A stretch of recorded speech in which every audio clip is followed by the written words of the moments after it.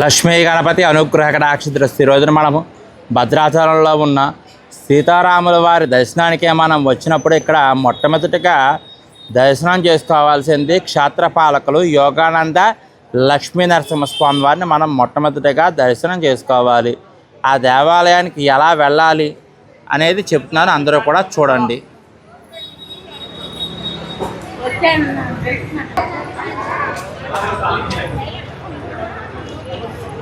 ఇలా మనము స్ట్రైట్గా వెళ్ళాలి.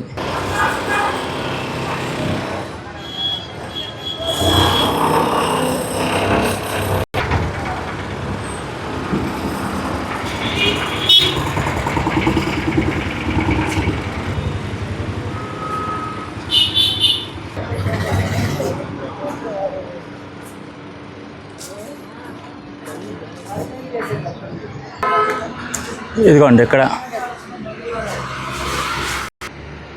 యోగానంద లక్ష్మీ నరసింహస్వామి వారు. ఉదయం ఆలయం తెరిచే సమయం 7 గంటల నుంచి 11 గంటల వరకు ఉంటుంది.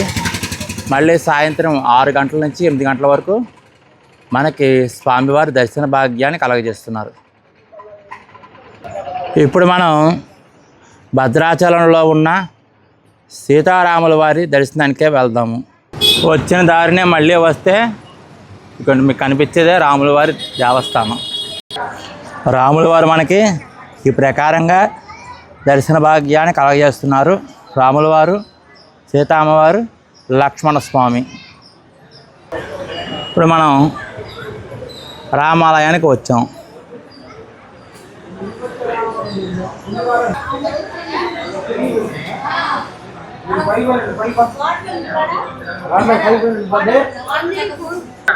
దీపారాధన అది కూడా ఇక్కడ మనం ఆవునెత్తి ఇక్కడ దీపారాధన అది చేసుకోవచ్చు.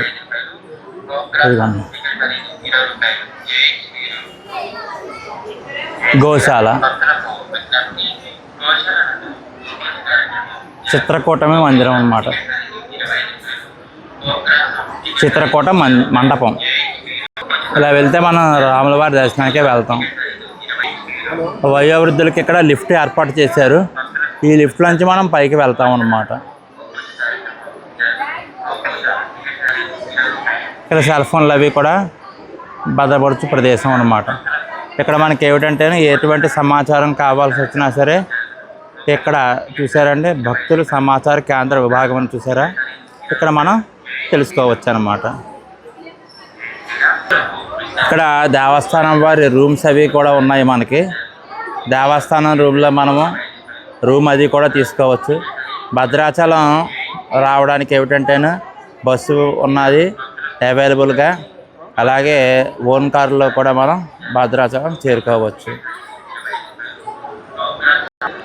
భద్రాచలం వస్తే మనకు సీతారాముల వారి దేవస్థానానికే మనం వచ్చినప్పుడు ఇక్కడ మనము క్షేత్రపాలకులకి దర్శనం చేసుకోవాలి, ఎలా వెళ్ళాలి అనే విషయాలన్నీ కూడా ఈ రోజున ఈ వీడియోలో వివరించడం అనేది జరిగింది.